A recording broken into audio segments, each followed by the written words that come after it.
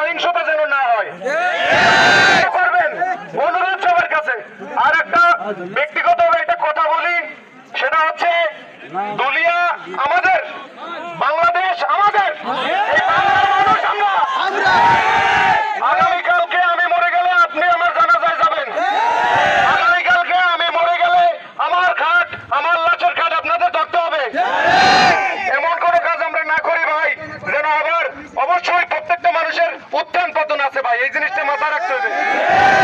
অনুরোধ আপনাদের কাছে, এমন কোন ঘটনা যেন না ঘটে, কোন মায়ের কোল যেন খালি না হয়, প্লিজ অনুরোধ করি আপনাদের কাছে। কোন সহিংসতা না, বিএনপি কোন সহিংস দল